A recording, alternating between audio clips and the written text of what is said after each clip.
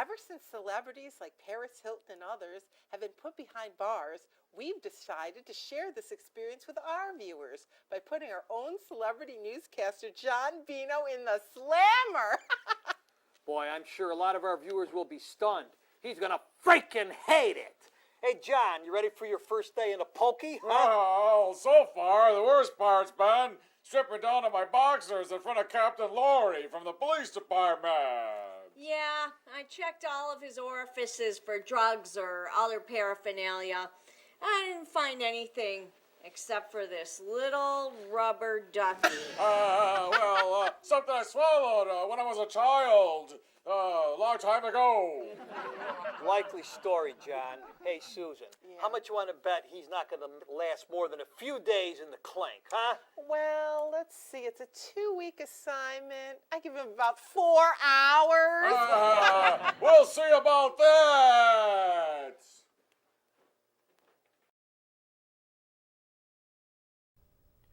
We're coming to you live from the state prison. Yes, we've taken all the trouble to move our news desk to the state prison just to be with our John Bino.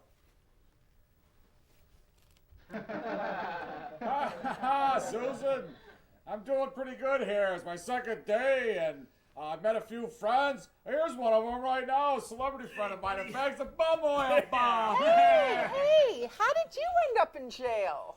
Well, I guess the bum oil company had had something wrong with the stock market there and had a little bit of trouble, so I took the fall for it and I ended up going to jail. How does it feel to have a fellow celebrity like John Bino sharing close quarters with you? Well, it's not too bad. Once in a while he doesn't, make his bed. He doesn't clean the toilet as often as he should. Sometimes the dishes don't get done, but we're getting along pretty well as bunkmates. Well, we'll see what happens in another week.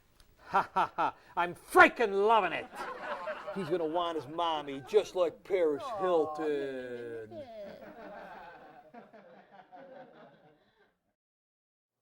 Well, it's my last day here in jail, and I've been making a pretty good penny, me and the bum oil man, selling bootleg tobacco and toilet paper.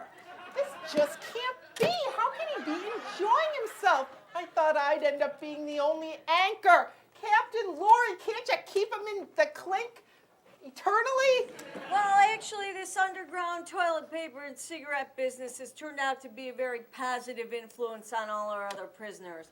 While John Bino returns to the news desk, the bum oil guy is going to take over the business in the prison. And by the way, Susan, I happen to have a warrant for your arrest for stealing Judge Moody's credit card numbers. Oh, poor Susan going off to jail. Now that's freaking hot! Well, listen, Mr. Sam Plumeri Weatherman, I wouldn't be too happy if I were you. The FCC is fining you for using too many pretend swear words on the air. I'm going to write up your citation right now. You know, Missy, I'm a celebrity, and when I get out of the clink, I'm going to have you at a desk job. Well, that's where you're absolutely right, Susan. I am getting a desk job. I'm taking your anchor woman position, and I'm going to be at the desk right next to John Bino.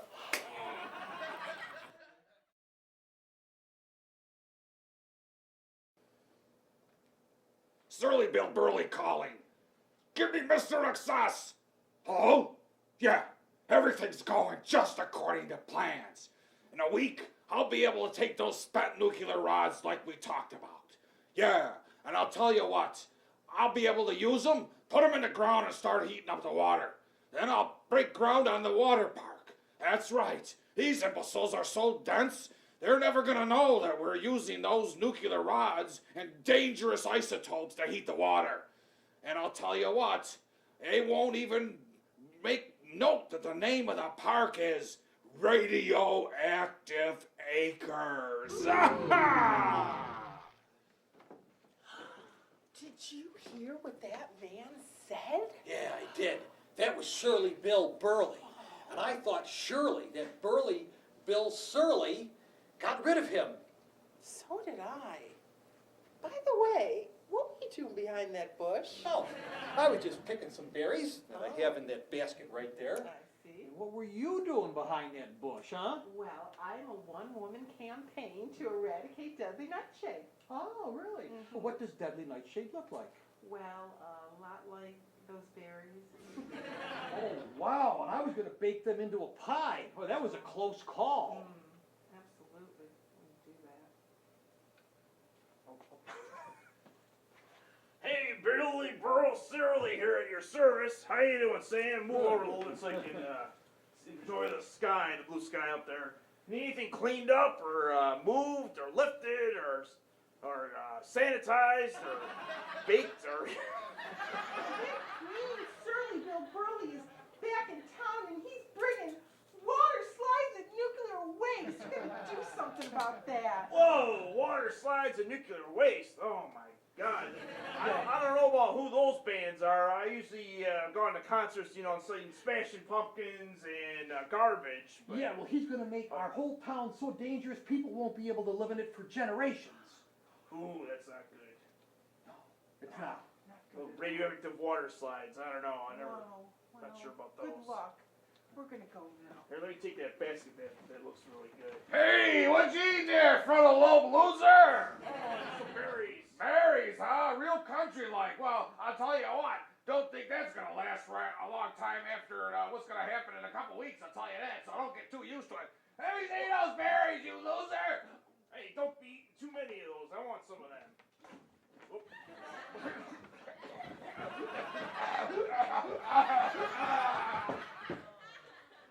don't know what happened. Oh, Burley, Bill Surly, you saved our town. Great job there, Burly Bill Surly. Yeah, I knew I could do something around here. I could lift something or sanitize or whatever to take care of the mean guys Well, in town. tell you what, why don't we go bake a pie to celebrate getting rid of that terrible man? Sounds like a good idea. Okay. Mention that.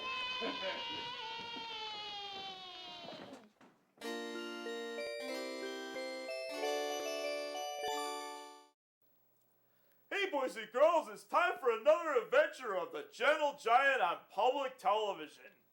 Well, as you all might know by now, I've been getting kind of sick and tired of all the bad stuff these villagers down here have been saying about me.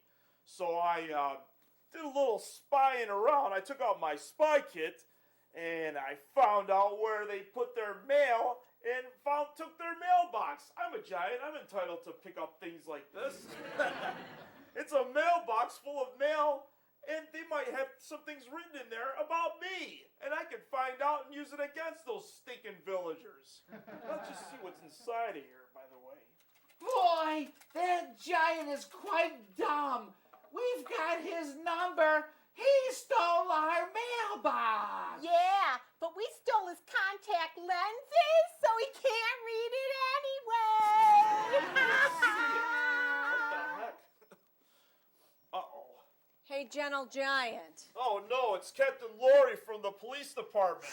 All right, Giant. Judge Moody sent me over here to check on what you've been up to. We've had some reports that you might be tampering with the U.S. mail, and I just want you to know, if you are, that's a federal offense. A federal offense? Well, I didn't do anything that the U.S. government doesn't do against terrorists. Well, you listen, Giant. If I find out that you're in possession of any mail that belongs to those villagers down there, I'm going to have to arrest you. Oh, no. Oh, boy. Well, I guess that leads to our moral of our today's episode, that you should never steal things from people to find out how bad they are and what they want to say about you. Yeah, we probably should return the contact lenses, but he's probably better off without them. By the way, wait till he finds out that he's been replaced by that creepy rabbit bunny sidekick. Oh, no, at least Grandfather Clock can help you out. How you doing, Grandfather Clock? Oh, looks like it's time's up for the Gentle Giant. It's time to go Well, Gentle Giant will not be seen next week as we'll be announcing some changes to our children's programming. Oh no! All these years on PBS, they can't be getting rid of me. No. Hi, y'all. I'm Babs McGean from Babs McGean's Furniture Store. Did you know that we rely on bum oil to get this lovely patina on all the wood furniture? That's right. But bum oil doesn't grow on trees. It grows on bums. And I've received word right here that bum oil is hiring. A free meal and a place to sleep if you're a bum. There's been a misconception that Cletus! Cletus? Don't be using that bum oil on them plastic seats. Why not? It leaves a sticky bum residue. No one will want to sit in that. It's only for wood. Yes'm. As I was saying, people have a misconception that only we rely on big bums can be sweat vacuumed. That's just not true. They take little stinker bums too. They take small butt bums and big butt bums and belly bums and fur back bums and bubbly bum bum bum. Oh, help me, Bad McGeans, keep my place shining and get a free meal down at the Bum Oil Factory. How was that? Well, as CEO and president of Bum Oil Manufacturing, I would say that was a fine job. Bumpity bum bum bum.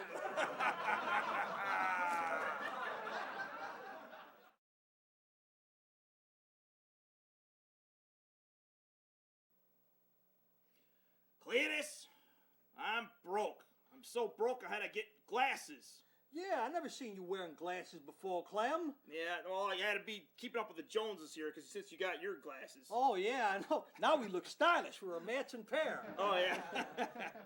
Well, Clem, you said you broke. How can you be broke? Did you already spend all those millions that we made off of that diabetes vacuum cleaner?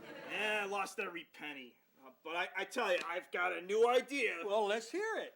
It's, well, I don't know. Well, you know how everybody has the remote controls around their house? Oh, indeed I do. We got a couple right here. We don't even know which one goes to the VCR, which one goes to the TV set. Mm-hmm. Well, I thought of something that everybody could use. It's called Clem's Battery Glue. Clem's battery glue? Show me how it works. Let's see. Well, you know how people like always have the remotes and the batteries always fall out behind the Davenport. I stuff like surely that. do know how that Well, happens. with Clem's battery glue, we can prevent that from happening. Really? Tell me all about it. Here, first you take the battery glue, pour a little bit in there. Woo, boy. Woo, doggy, look at that. That looks good. Doesn't that look good? It just looks like some sort of ice cream or Looks something. like maple syrup over some hotcakes. They look good, don't it? Oh, man, that's great. Well, let's look at this thing dry for a few seconds. Well, that's a whole lot of glue there, you know, Clem. Yeah, it is a lot there. You know, but we have to let the glue set. Let's just look at it. Okay. Maybe it'll set in Okay. time All right. for our audience out there. Okay. Well, Dang, I don't you think it's dry now? I don't know. I think it's going to take about a week. I don't know. Oh, back here, I got one that's already got the battery glue in it. See, it's already glued in. Well, I'll be chipped and beefed and sold at a deli. I knew you'd be impressed. Want to see how it works? Yeah, well, I tell you what. Why don't you switch off that TV over there, Clem? All right, let's try that. Doesn't seem to be working. It doesn't seem to be working, Clem. Maybe the battery's just dead. Yeah, you're right. Let me change these batteries. Looks like you're having a little problem there, Clem. Must be the battery glue. I don't know. Yeah, it looks like they're glued in pretty good. Yeah, I don't know. I guess that's some good glue. Yes, it is. And I'm thinking that maybe the remote is just broken. Yeah, maybe it doesn't work because the remote's broken. So I'm just going to toss this thing out. Them darn remotes is always breaking. Oh, yeah. Maybe I should just throw it away. Yeah, maybe just ought to toss it away. Well, actually, now that I think about it, why don't you save it and recycle it? I use them under my chairs. Time I got a chair that's kind of wobbly, I just take one of my remotes that's no good anymore, and I sticks it under the chair, and it levels the chair out real nice. What, Cletus? I believe you have a brain in your head. That is a great idea. The Cletus and Clem chair leveler. Right, and we can use the glue to attach it. Yeah! We'll call it the Cletus and Clem chair leveling glue. That sounds great. Let me try it. Okay. Well, let us shake on there, Clem. That's a good idea. Let's shake on that for sure. Clem, you forgot to take the glue off your hands. Now we're stuck. Clem! Stay it, Clem. Sure. That Clem. Now we're gonna have to go everywhere together.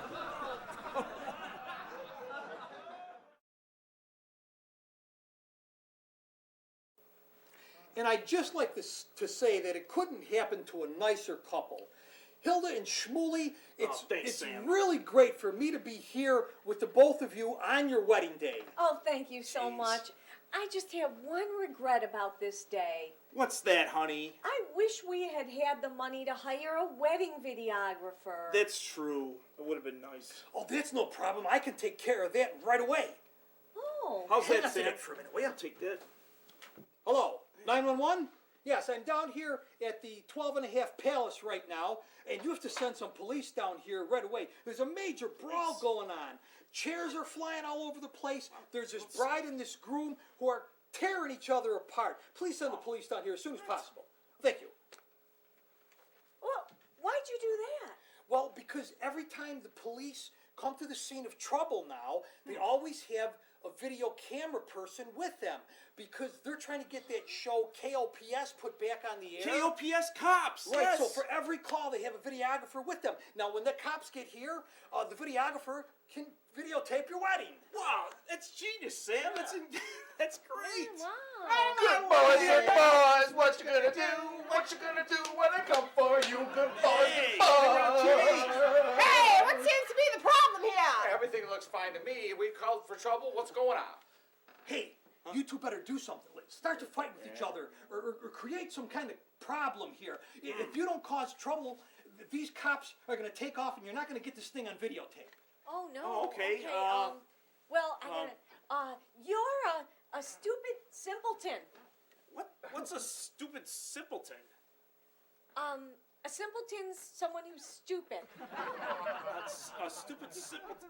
Well, you're a redundant head. You stupid. You just call me a redundant head? Well, then you're a beetle-headed ninny. Oh, we got a conflict going, I think. This is getting good. Well, you're a. Oh, I can't think of it. It's dunce-headed dunce. That's what you are. You need a dunce cap. How dare you call me that? Why, what the heck was I thinking when I married you? You're cretinous swill. A You know, if we could get one of these guys to take their shirts off, we'll definitely get back on KOPS. Yeah. Put the guns on. Let's wait for a little first. Well, you smell like. Look out. I don't know. I think you smell like rutabagas. Oh! Stinking rutabagas and turnips. I want this marriage annulled. What? Good enough for you. Good enough for you then. Go away. Yeah, I'm still on camera. Woo! Hey, by the way, do you two know when this is going to be on the air? I want to see if we can get some copies in advance. Boy, when people hear about this, everybody will be watching it. We'll let you know. What a lot of great memories to have from this day. Good. Wow, that's great. Let's go now. Hey. Ah, summer. Are you shelling out a fortune just so your kids can weave boondoggles and splash in the kiddie pools all summer? Are your kids ungrateful for their easy tour of duty while you slave away in the coal mines? Not anymore! Let's plan for a joyous summer when you enroll your kids in misery camp. You'll spend half of what you spent for fun camp, and the activities will be life-changing. No fun here. After 3 weeks, the kids will be begging you to stay home. Hey, did one of your kids step out of line? I saw that. That's gonna cost you 2 extra hours of peeling potatoes with your teeth. Just wait for the looks on your kids' faces when they hear the camp sessions you will choose from. Historic bookbinding sessions. Middle age is cheese curing. Removing tie-dye from clothing. Turning compost and even memorizing the flight path of the International Space Station in complete silence. And our camp counselors are somewhat trained and occasionally responsible. Yeah, my parents shelled out a fortune for my summer camp. I took canoes out on the lake, enjoyed rifle range, sing-alongs around the campfire, scavenger hunts. And what did it get me? Nothing. All I could do was long to go back to summer camp. Well, that won't happen here at Misery Camp. No, sir. When we get done with these kids, they go home begging to clean the toilet and polish the shoes. What more could you ask out of summer? Hey, you! Keep those eyes focused on that cheese. It might cure in the next month, and you'll miss it. Misery Camp is a day camp, or for just a little less money, your kids can sleep here. Our accommodations offer a luxury cardboard box that features 5 sides of corrugation. No cheap box board like at Suffering Camp. For more information on Misery Camp, just call us and we'll send you a brochure. It may take a while since we don't use the mail. We'll send one of our campers over on foot with no shoes. Misery Camp is a wholly owned subsidiary of Bum Oil Corporation.